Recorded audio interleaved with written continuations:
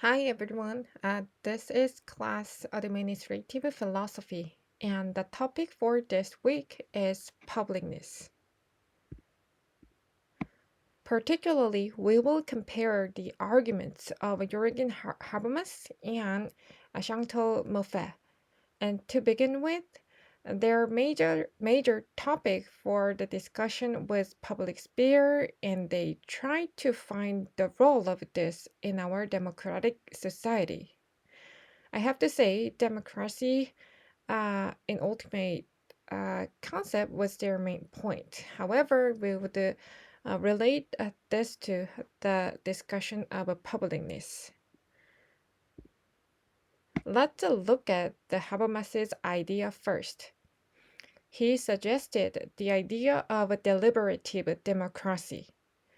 This will be further discussed later, and let's look at the definition of a public sphere first. Public sphere is a discursive space, distinct and separate from the economy and state, in which citizens participate and act through dialogue and debate.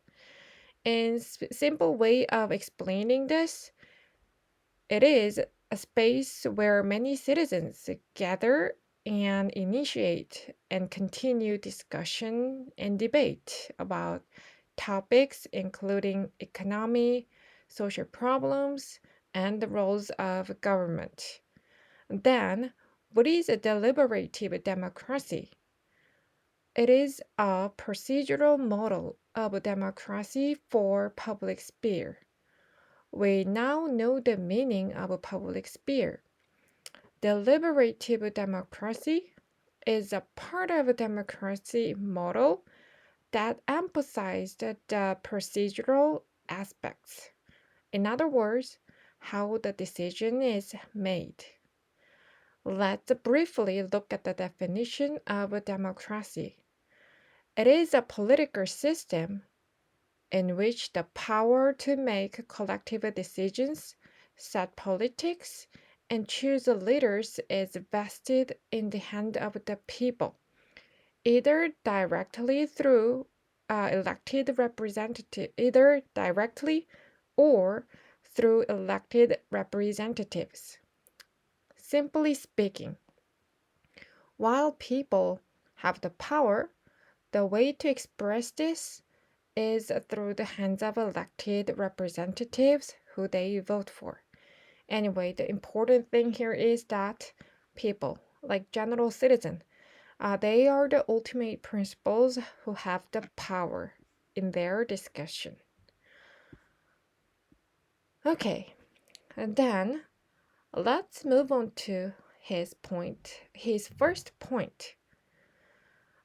It is to foster public engagement and enhance democracy. Politics should be regarded as a public discourse guided by legitimate procedures and rationality. Habermas believed that public engagement and ultimately democracy, uh, uh, democracy would be enhanced through the discourse among people. However, this discourse process is not just a random talk, but through legitimate procedures and rational basis among people. Let's see what he wrote. He said, democratic will formation draws its legitimating force from the communicative presuppositions that allow better arguments to come into play in various forms of deliberation and from procedures that secure fair bargaining processes. Okay, that was a lot. Uh, the important thing here is that he believed that deliberation process that follows the right procedures give legitimacy to further their conclusions. To elaborate the meaning of a fair procedure, It is ideal speech situation in which public dialogue is free and uncoerced. He suggested the ideal conditions for democratic deliberation, which are inclusive, coercion free, and open and symmetrical. First, inclusive means that no one is excluded from participating in the discussion. Of course, it is important that all people's thoughts are reflected in the discourse processes. Second is coercion free, meaning that everyone engages in argument freely without being dominated for domination, uh, and also the feeling of intimidation by others. Think about this. If a person with the power forcing everyone to follow his way, this would lead to unhealthy discussions. The third is open and symmetrical. This means each participant can initiate, continue, and question the discussion. Everyone has the same opportunities to throw topics that they want, express disagreement, or question other people's ideas.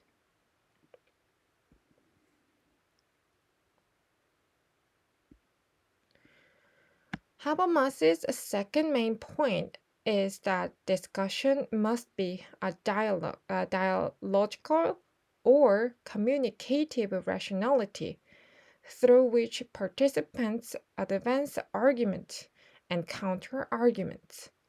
He believed that the discussion should be based on rationality.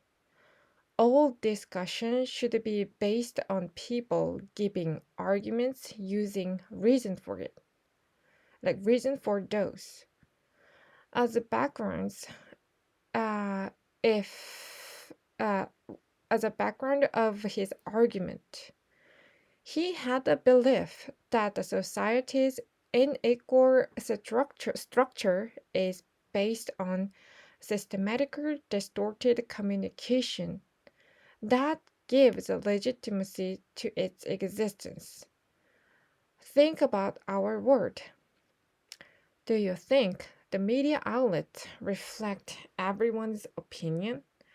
The reason is because participants does, uh, doesn't have equal opportunities of selecting and adopting the speech act. If you don't agree with the idea that media outlets reflect everyone's opinion. In order to solve this problem, people should be given an equal opportunities to engage in this discourse process. He thought when people gather, the discussion can be grounded on rationality if they thought they can do.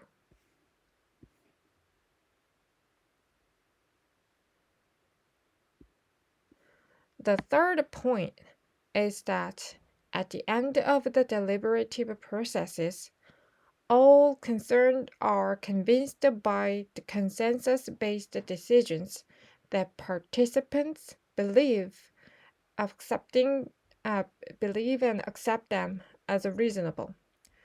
In his ideals, because everyone participated in the rational discussion processes, the conclusion they drove is the ideal one that everyone agrees with their whole heart. He left the possibility that decisions can be revisited when information and participation change.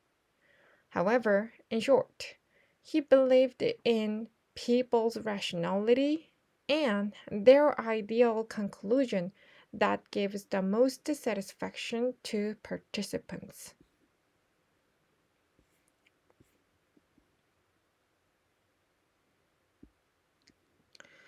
And in order to do so, he emphasized the three dimensions of deliberative democracy processes. Let's look at it together. The first is that communicative rationality helps coordinate information, plans, or action, but performs an important critical and adjudicative function. Of course, it is benefits regarding rational communication. It is yes, and if everyone speaks based on their rationality, the information would be all correct, and uh, it would give help people to give better claims. If the speakers need to give reasons for their claim, the process of deliberative democracy would make participants to criticize unconvincing claims, and they would learn how to distinguish better claims. Based on this, the decision reached at the end of the discourse discourse the debate are right one because they are grounded on good reasons. And second, it is a speaker's argument that counts. He thought reason prevails over power. He prioritized reason in the discursive process. Third, decisions are not the aggregation of each participant's vote. It is a movement from rational consensus after they went through the healthy deliberation. Habermas differentiate the total of votes and rational consensus. He believed that rational consensus is the true uh, agreement that everyone can adopt. Okay, that was about Habermas. Then let's see what Chantal Mouffe discussed about those public discourse. She emphasized that the concept agonistic pluralism. Pluralism. In other words, her idea is centered on antagonism and pluralism.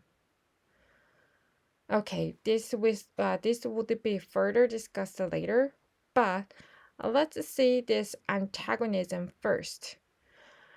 An antagonism is the limit that should up through any act of disclosure or when constituting any totality.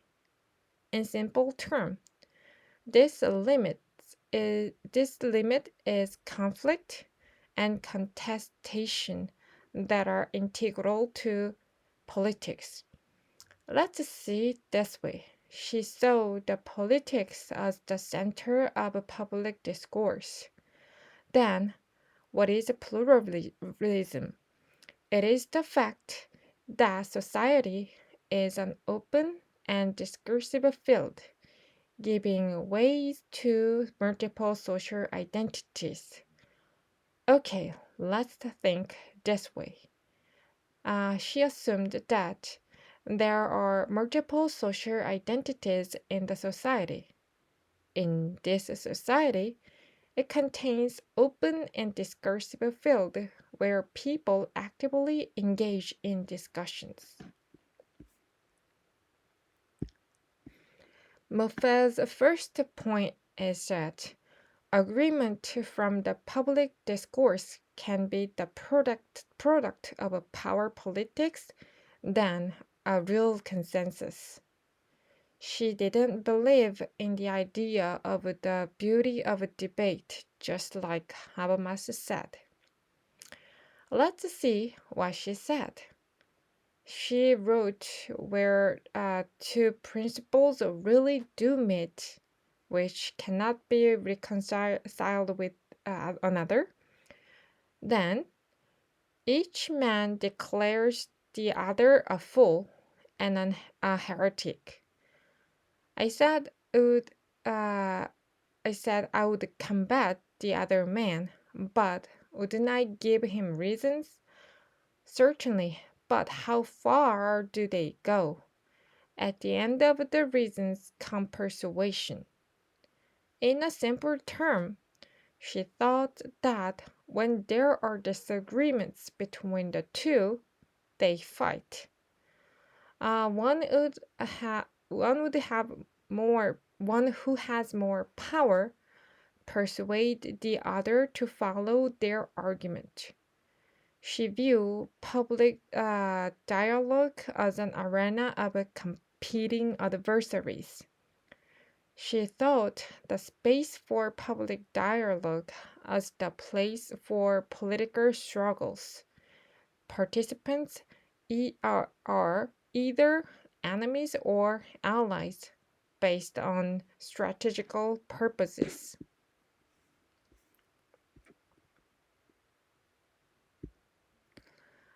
Let's see Moffat's second point, where she said the field for public discourse is made up of free floating signifiers, rendering the establishment of any discourse authoritarian.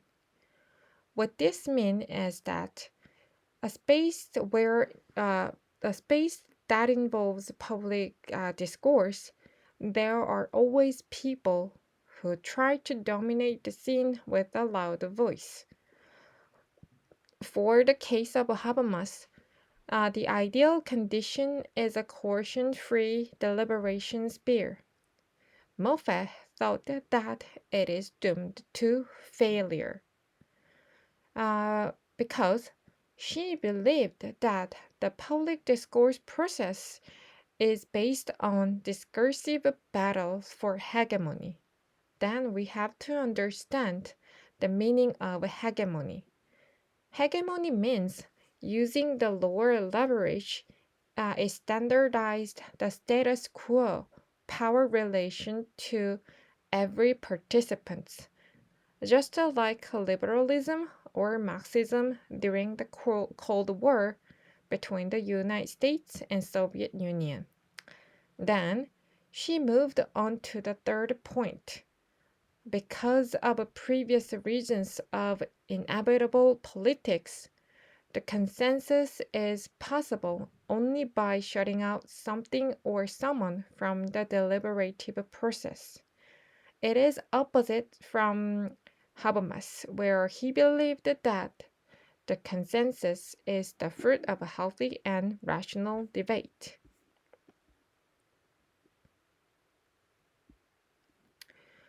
Moffat's last point is that pluralism, the diversity of values and identities, is the defining feature of a modern democracy. Under her argument, she believed in democracy that allows multiple social identities with diverse values. She thought that social antagonism gives way to a democratic logic and equivalence, as a result of which the mutual contestation between different social groups changes and the identity of each of these groups. She thought that in the democratic society, there is a social antagonism due to the fact that the multiple social entities with the different values and interests fall into the contestation in the process of pursuing their arguments. Thus, she used the concept agnostic pluralism, meaning of applying a logic of equivalence to social pluralism. When we look at the meaning of agnostic pluralism in depth, She believed that democratic politics transform antagonistic relations between enemies to agonistic relations between adversaries. While she admits the power relation in the discursive process, she thought uh, they open the room for coexistence. She wrote that to come to accept the position of the adversary is to undergo a radical change in political identity. It has more of a quality of conversion than a rational persuasion. Compromises are possible, they are part of the process of politics, but they should be seen as temporarily respites in an ongoing confrontation. Hence, we could say that the aim of democratic politics is to transform an antagonism into agonism.